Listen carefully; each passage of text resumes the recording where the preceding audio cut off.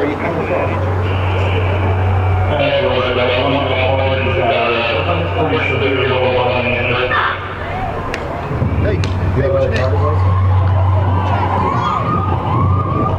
I wasn't able to get a pulse on this victim. Okay. Alright, stay down. What's your name? Where were you guys coming from today? What happened? Deputy 3's on me. Yeah? Did you want to hit both of you? Yeah. Alright, just stay right here.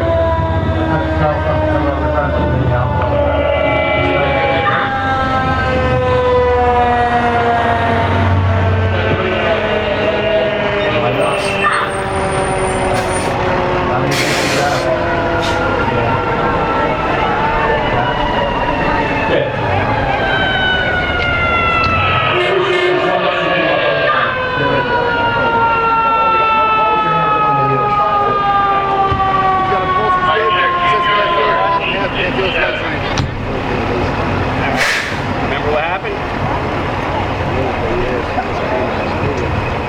How you doing? Alright. No pulse? He's not breathing? Start a CPR. Hey.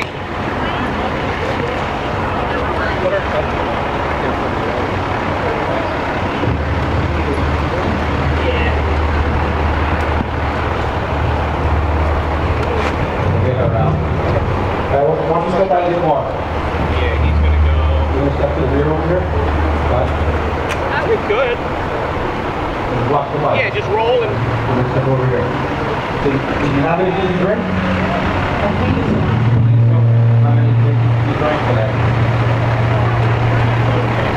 You know what you were drinking? Leg injury. So beer?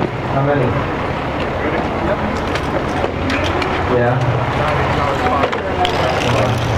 Do you know where you are? Do you know where you are? Here's what we're going to do. I'm going to do a public test for you, okay? Alright, I want you to listen to me and don't begin any test.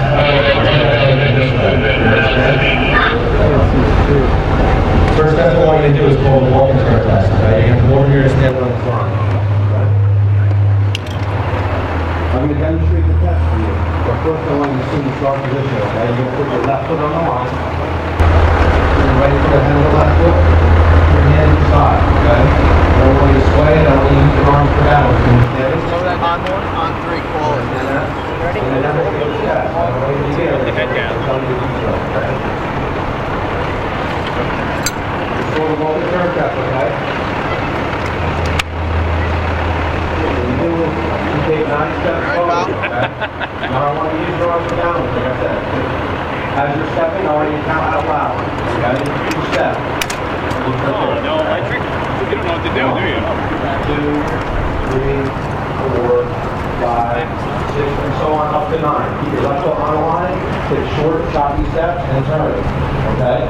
What you're going to do is you're going to take 9 steps back, heel to toe. Always touching heel to toe, not using your arms for balance. You understand that? You can begin the test. How old are you, pal?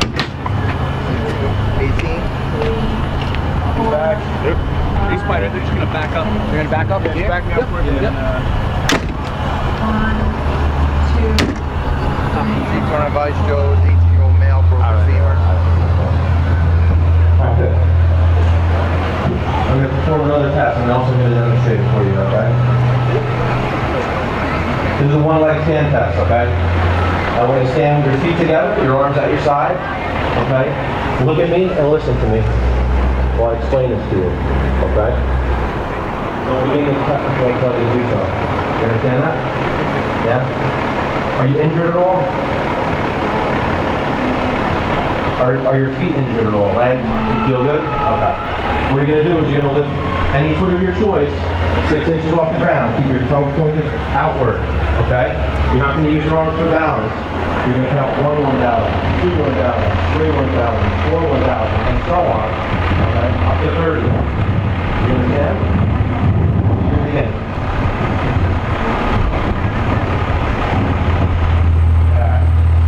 For your safety, I'm going to stop this test. I don't want you to fall and hit your head, okay? I feel that you're under the influence of alcohol right now, okay? I'm going to take you to the rest. You're going to rest.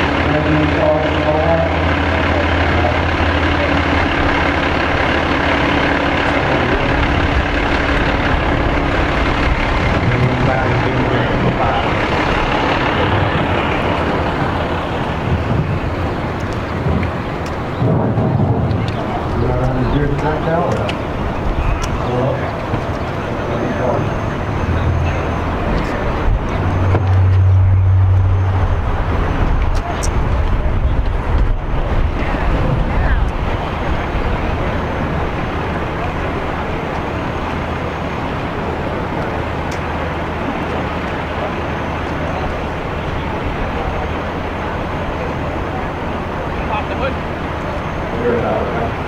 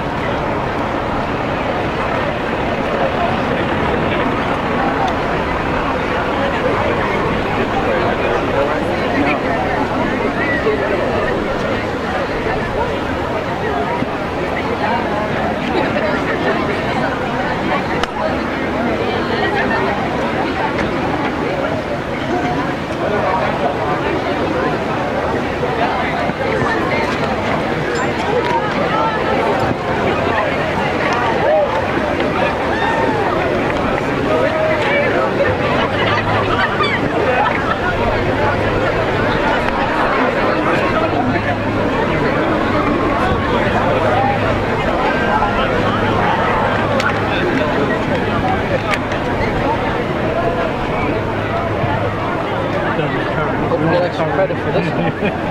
Hope you get a noise. Ready? Yeah. Want to grab that side easy? Going up? Forward. I'm just going to straight up. Knock right. On 4.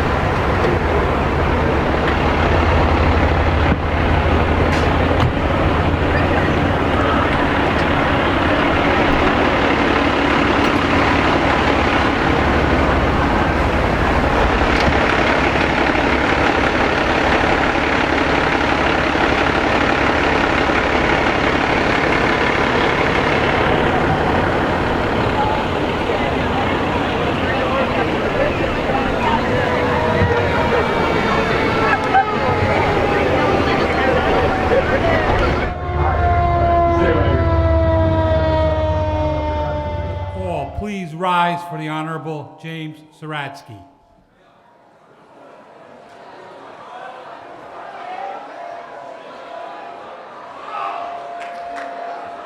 Please be seated.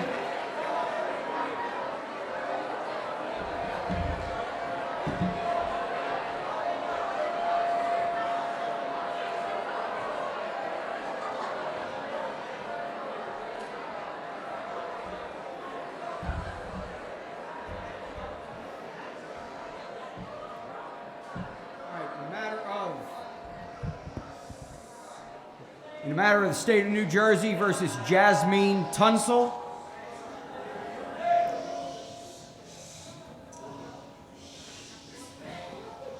Jasmine Tunsil present, please bring her forward.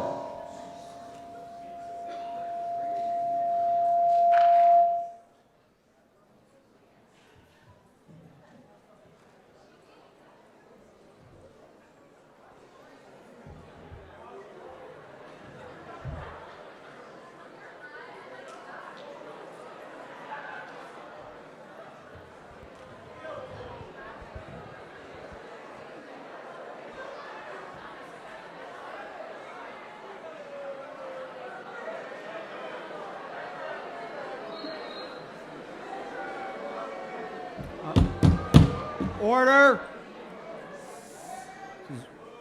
We need to have decorum in these proceedings. Please remain quiet and attentive.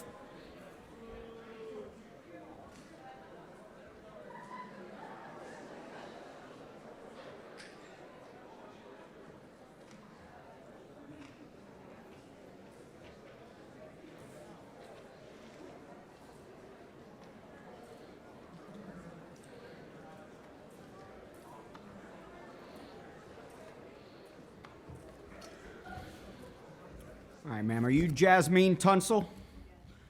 All right. Please stand. I understand in this matter, in which you've been charged with one count of aggravated manslaughter in the first degree under NJSA 2C 11-4C, one count of aggravated assault by auto under NJS 2C 12-1, and driving while intoxicated under NJSA Title 39, Section 4-50, that you have indicated that you do not wish to proceed to trial and you wish to enter a plea of guilty. Is that true? And are you doing this freely and voluntarily? All right, please raise your right hand to be sworn. Do you solemnly swear or affirm the testimony you're about to give in this matter shall be the truth, the whole truth, and nothing but the truth? All right.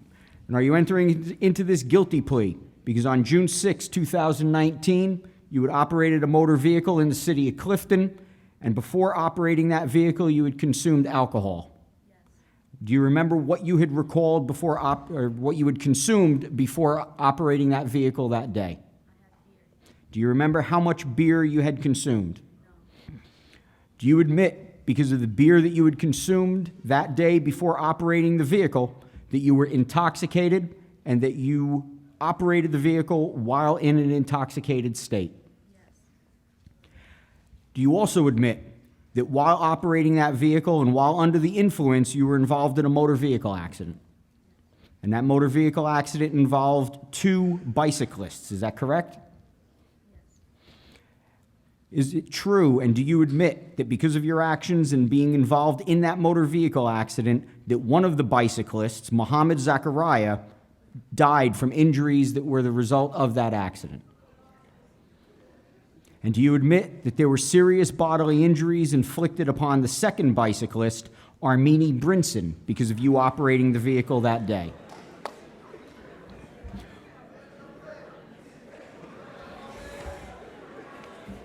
All right.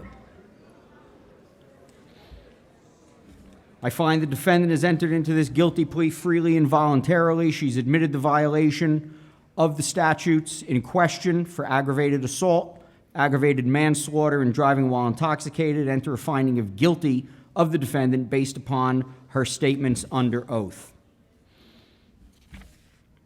This matter can now proceed towards sentencing. Ms. Tunsil, is there anything that you wish to tell me that you ask me to consider in deciding what the penalty and sentence in this case should be? No, I was entirely wrong. I should have never drank while I was driving.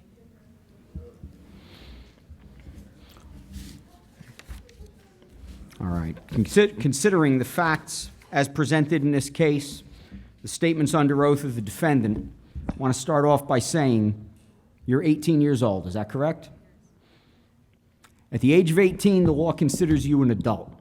Most people look forward to that day and the independence that it brings. But independence comes with responsibility as well. As an adult, you realize that so many decisions that you make on a day-to-day basis have great impact far beyond yourself. As shown in this case, one reckless decision can change and can horribly destroy so many lives.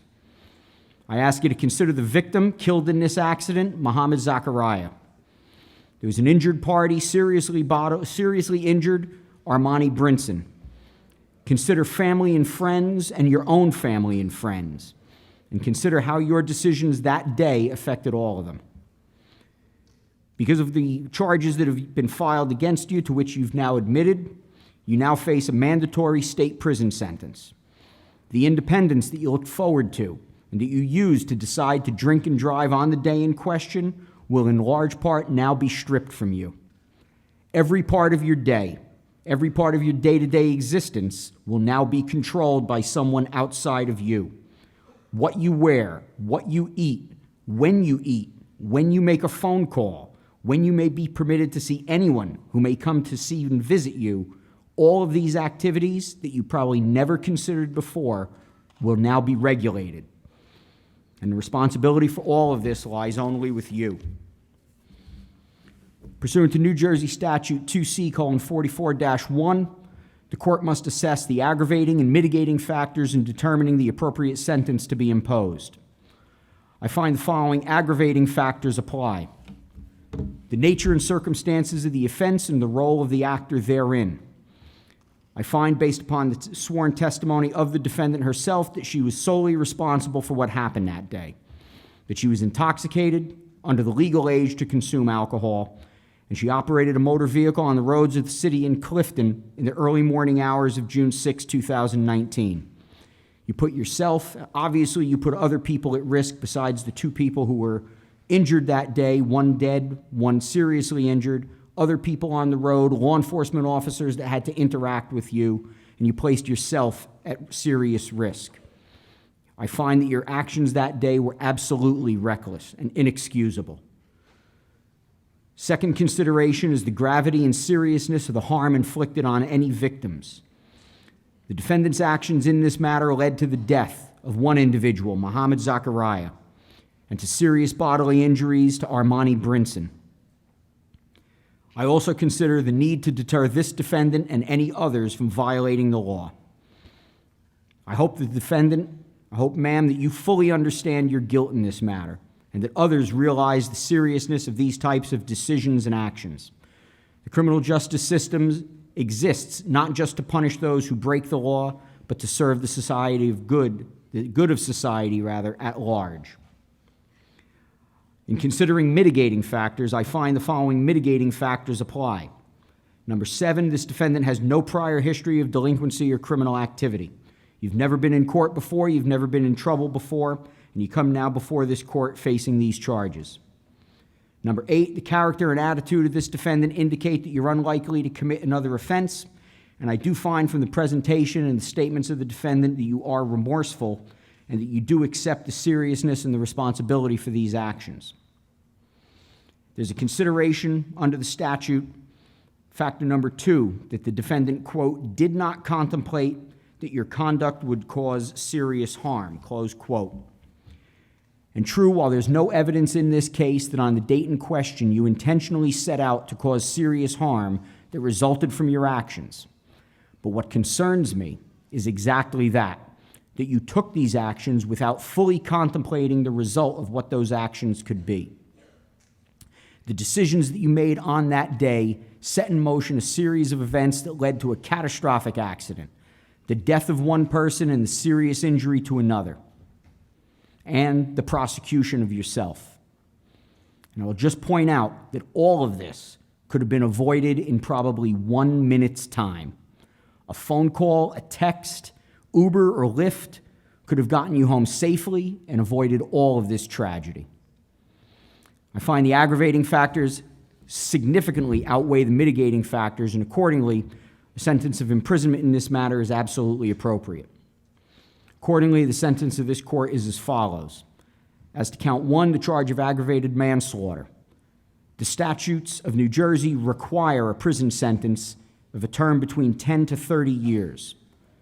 The New Jersey No Early Release Act applies, which requires that in crimes of violence, the defendant serve 85% of the prison term before you can even be considered for release on parole. I hereby sentence the defendant to a term of imprisonment for a term of 30 years. As required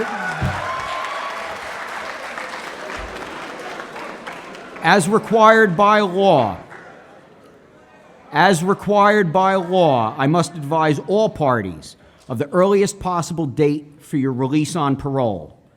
The earliest that this defendant may even be considered to be released from custodial sentence in prison after serving 85% of this sentence will be December 6, 2044, 25 and 1/2 years from this date. By my calculation, at the time that you can even be considered for parole for the first time, you'll be 43 years old. As to count 2, aggravated assault by auto, the statutes call for a prison sentence for a term between 3 to 5 years, and I hereby sentence you to a concurrent term of 5 years custody, concurrent with count 1. As to the count of driving while intoxicated, the statute requires an imposition of a fine of $30,000 and a suspension of driving privilege for a period of time after you're released from prison, for a period anywhere between 5 years and for life. I impose the fine of $30,000 as required by the statute. As for the suspension period, I'll impose the minimum required term under the statute, a 5-year term of suspension that will begin at the time of your release from prison. That concludes sentencing in this matter. Officers, remove the defendant.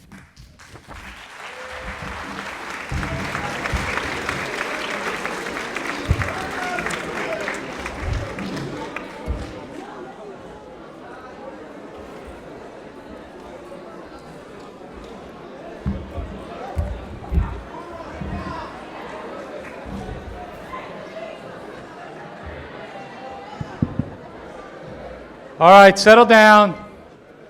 Thank you, Judge Saratsky, for your presentation today. I'm now going to turn the microphone over to Clifton Traffic Officer Derek Fogg.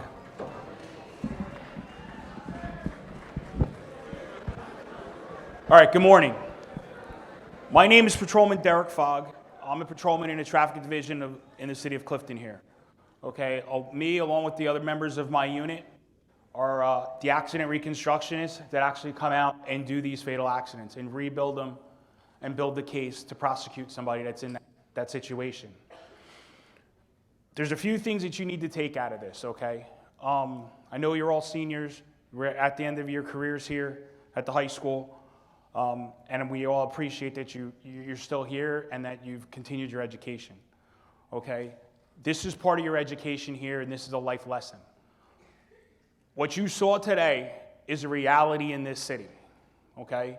We have more pedestrians struck, and a pedocyclist is considered a pedestrian in our terms, okay, in this city that are either seriously wounded or fatally killed, okay, or they're fatal accidents is what we call them. We have more of those than anyone who dies in a car accident. Okay, that's why we changed the scenario this year so that it would be a little more realistic to the things that actually go on in this city. Okay?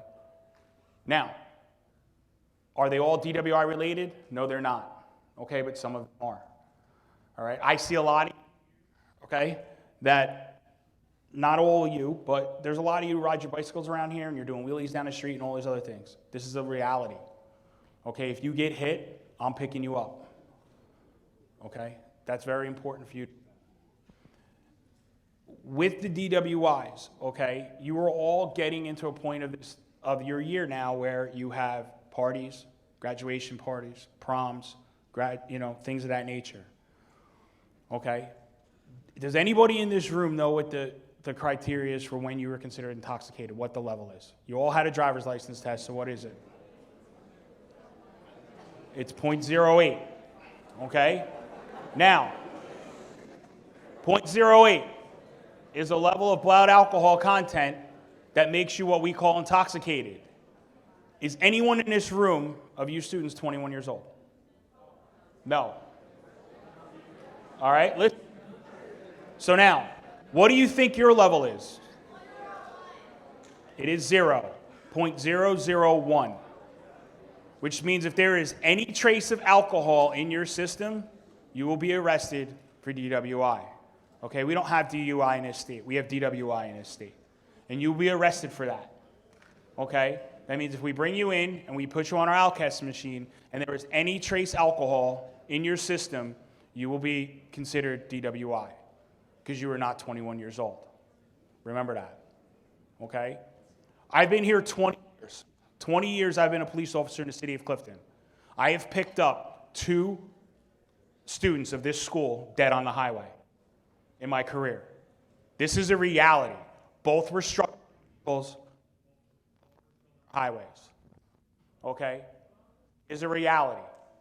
It is no fun for us in the middle of the night to knock on your door and tell your grandparents or anybody else that you were laying dead in a highway somewhere or in a hospital. We take no joy in it, and neither should you. But it's a reality. I am telling you. In my last 20 years, I have picked up 2 students of this school off the highway. Okay? Both were killed on impact on our highways. And some of the teachers here will probably remember those students. Okay, I'm going to leave their names out, but it's a very sad situation. It's very traumatizing to the school. Okay? I do not do that. One of these officers ever want to do that, and none of one of these teachers want to be involved in that either. There are a couple of rules you need to follow as you are moving on. Okay? Most of you have driver's licenses, you have provisional driver's licenses. Okay, there are some rules that need to be followed, and we will be enforcing them, I promise you. Okay? Those rules are for a reason, because every year in this state, this time of year, during prom season, during graduations, students are killed in vehicles. Okay? There's too many students in a vehicle and too many distractions. It will happen this year. You will see it on the news. It happens every year. Okay? We don't want that to happen in the city of Clifton. We'll be enforcing the rules of provisional driver's licenses. If you have a provisional driver's license, you're not allowed to drive between the hours of 11 p.m. and 5 a.m. unless you are coming home from work, coming home from school, or a family emergency, or some type of emergency. You are not permitted to have more than one other person in your vehicle unless that person is 21 years of age. Okay? And you are not allowed to use any electronic devices other than the radio that is in your vehicle. Okay? If your car is equipped with Bluetooth, you may not use it. Okay? Yes, it's hard to prove. I get it. Okay? But if I catch you on it, I will take it for it. Okay? You are not allowed to use hands-free devices, Bluetooth earpieces, or anything of that nature. Telling me that your phone's on speaker, not an option. You are not allowed to use any electronic devices while operating your vehicle other than the radio that's built into your vehicle. Okay? Those are the rules of that. You need to follow them. Okay? The last thing, again, your DWI. Your DWI. If there is any trace amounts of alcohol in your system, okay, any trace, you will be arrested for DWI. The worst case scenario you just saw, 30 years and 43 years old. That is most of your whole lives. Okay? There'll be no secondary college education, okay? Though you might be able to get a degree while you're in jail. But then you're a convicted felon. Good luck getting it. Okay? What it does to your family, what it does to other families. These are all important things to remember. Our hope, each one of you moves on in your lives. Whether you go to college, you get a job, you begin your own families, and you can move on also. So please, okay, don't drink and drive. Don't violate your provisional driver's license rules, okay, and be safe. Because again, we've already buried 2 students from this school, okay? And I really don't want to have to go through that again. All right, thank you for your time. Enjoy your graduation. Congratulations on finishing school. Good luck.